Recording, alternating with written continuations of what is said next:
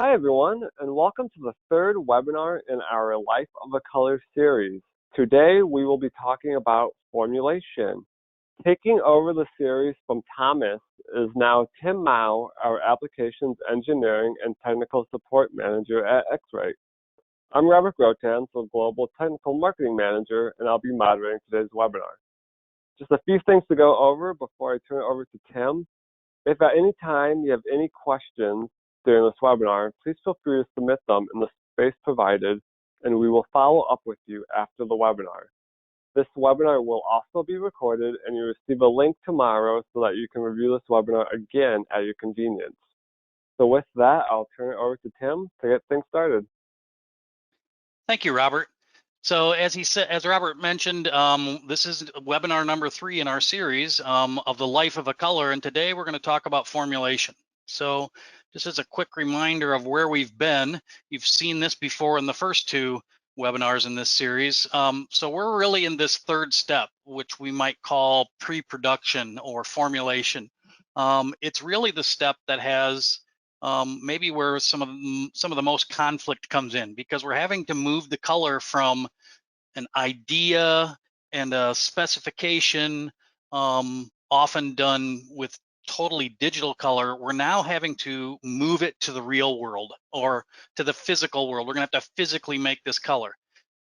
So let's talk about how we do that. One more reminder, this is what we're working on, right? We had the life of a color. We were doing a seasonally inspired version of this toy using this color palette. That's the same thing that Thomas shared with you. What I will be talking about today is specifically color matching one of those colors, and we're going to work on the one called Epiphany. You see it highlighted there. So matching the color is really 4 things we've got to think about. The standard, what is it we're matching, right? Is it digital? Is it physical? How do we deal with that? What are the required properties of the match? Right? It's not only its color, but it may need to meet other requirements. If it's a plastic toy for a child, obviously we have to be concerned about the fact the child might put it in their mouth. So that might tell us something about how we're going to do it. Then we're going to talk about how we formulate and correct our formulas, adjust them, and then how do we achieve a customer agreement and sign off, because that would mean we're ready to go to production. So the standard. So it might be digital. It might be sent to us as a CXF file, which is a digital way to exchange color data. It might be sent to us as a Pantone color. So we might use Pantone Live. Those are 2 ways to digitally import the data. Might be something that we're going to measure, and we might use something like this, like a benchtop device or a handheld device, where we're going to take a physical measurement of the product that we've been provided. Now, whether it's digital or it's measured, the path forward to do the matching and everything remains the same, but we have to be concerned about that. And whether it's digital or measured, we have to be concerned about this information we're kind of showing you here about how was that measurement done. If it was done with a sphere instrument, was it done specular included or specular excluded? And was it UV filtered or not? Whether it's digital data, where we can see that information from the digital data, or how we had our instrument physically set up, those things will impact that color and give us a different color that we're matching. That's why we've got to get it right.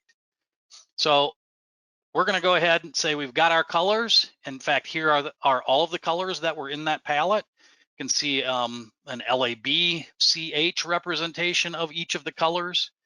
You can see a visual representation of each color, and you can see the reflectance curves. And as you see in the upper right-hand corner, when we're talking about formulation, we're going to be using this piece of software called iMatch. And iMatch is a piece of software that helps us figure out how to do color matching and calculate matches. So when we get into matching the color, we think about required properties. For example, if it's plastic, I got to think about what resin I'm using. If I'm doing it, if it were paint, I'd have to think about, is this going to be a latex, an acrylic, an alkyd, a solvent-based paint? If it were fabric, I might think about what kind of dyes I'm using and what kind of fabric I'm using. We've got to decide about those. What properties are required? Those are likely specified to us, but they will contribute to our final formula. we have to think about which colorants, which mixture of things, which coloring ingredients, let's put it that way, can I make available to be used to calculate the formula or the recipe for this color? Again, that might be controlled by the properties of those colors. Do I need to meet some kind of compliance, FDA kind of a compliance, or some other kind of compliance that may be required? Am I even doing eco-friendly product? I want to be able to advertise and identify that what we're doing is an eco-friendly. Maybe I've got an eco-friendly label on. Then I've got to deal with things like, oh, do I have to consider some post-consumer content, recycling of things that are coming into this? So once I've considered all of those, I'm going to come back here and say, okay, let's go figure out and match this color epiphany. So I'm going to load it into the software, and then in the software, actually I'm going to load all those colors into the software, as you see, and then I'm going to pick all of those things we talked about, a resin and a set of colorants. And now we're going to look at, well, can I make these colors with what I've selected? And we're doing that by looking at what the software generates is called a gamut. So that kind of strangely shaped mass of color that you see represents all of the colors that could be produced by the set of colorants and the resin that I selected. And you can see that 4 of those colors are green dots because they're inside the gamut, meaning I can make those colors, I could match those standards with my set of colorants because I can make anything inside of that blob, right? To the left, you'll see there are 2 red dots because those are colors or color standards that actually fall outside of what's possible with this particular set of colorants. So maybe I'm trying to make something that's not achievable. That's where the conflict may come in. Now, perhaps, and in this case, this happens to be true, I selected a small set of colorants to show you what happens when something falls outside the gamut. But if that truly were the only colorants I could use, it would be time to go back to the design people and say, I can't make that color. I'm not going to be able to match it exactly. And maybe they say, okay, we'll match as close as you can. Maybe they say, we need to bring in new colorants. Or maybe they say, we're going to redesign with a different color. Now, in my case, I have the option to add more colorants. And so let's see what happens when I do that. So I add more colorants, my blob has changed shape, size, and shape. And now I can match all of those colors in that palette by, maybe these are higher cost colorants that give me a larger palette. So it may be some negotiation about cost coming into play. But it's given me the ability to go match this color or these colors and meet all of the criteria. So knowing that I can do that, I'm now going to go ahead and formulate my epiphany color. And when I do that, the color iMatch software generates for me a number of formulas. And I have them, you'll see there's a formula number listed on the left-hand side, formula number 10 at the top, and then various other formulas. And their numbers are just, they're just numerically generated as it calculates them. The number itself just means what order it was calculated.